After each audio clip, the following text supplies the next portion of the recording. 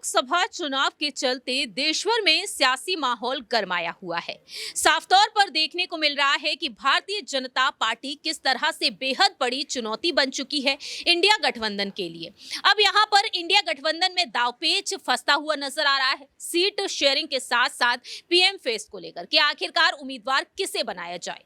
और इसी बीच देखा जाए तो बहुजन समाज पार्टी की सुप्रीमो मायावती भी चर्चा का विषय बनी हुई है। मायावती को लेकर एक बार फिर से मांग तेज हो चुकी है कि प्रधानमंत्री पद का उम्मीदवार उन्हें बनाया जाना चाहिए। नमस्कार, मैं प्रांशी राठौर और आप देख रहे हैं नेक्स्ट 9 न्यूज। दरअसल आपको बता दें कि इंडिया गठबंधन की हाल ही में चौथी बैठक हुई और इस चौथी बैठक में साफ तौर पर दावा किया गया समाजवादी पार्टी की तरफ से कि अगर इस गठबंधन में बसपा शामिल होती है तो समाजवादी पार्टी इसका हिस्सा नहीं रहेगी।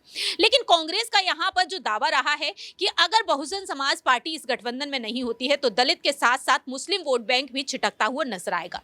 लेकिन समाजवादी पार्टी कहती है कि यहाँ पर जो बहुजन समाज पार्टी है वो वोट ट्रांसफर करती हुई नजर नहीं आती है और ना ही करा पाती है। तो ऐसे में देखा जाए तो मायावती चर्चा का विषय लगातार बनी हुई है। अब यहाँ पर बसपा से सांसद मलूक नागर ने अपनी बात रखी है।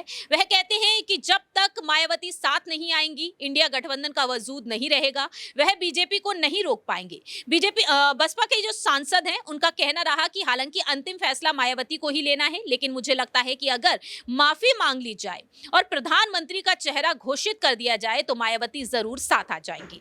तो यहाँ पर मलूक नागर ने यह बड़ी बात कह डाली है। आपको याद दिला दें कि सुहेल देव भारतीय समाज पार्टी के राष्ट्रीय अध्यक्ष ओपी राजभर ने भी एनडीए में शामिल होने से पहले तमाम बयान दिए थे मायावती के समर्थन में। उनका कहना यह रहा था कि राहुल गांधी, नीतीश कुमार, सोनिया गांधी को जाकर मिलना चाहिए मायावती से और उन्हें पीएम पद के उम्मीदवार के तौर पर आगे करना चाहिए।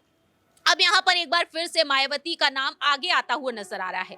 अब ये तो यहाँ पर सब कुछ निर्भर करता है मायावती पर कि आखिरकार उनका अंतिम फैसला क्या होता है। इंडिया गठबंधन की तरफ वाकई में वह जाती हुई नजर आती हैं तो क्या यहाँ पर प्रधानमंत्री पद का उम्मीदवार उन्हें बनाया जाएगा? क्योंकि जो बैठक हुई उसमें मल्लिकार्जुन खड़गे के नाम पर मोहर लगती हुई नजर आई, लेकिन बाद में प्रियंका गांधी वाड्रा का नाम उछलता हुआ नजर आया जब ममता बनर्जी ने अपनी बात रखी।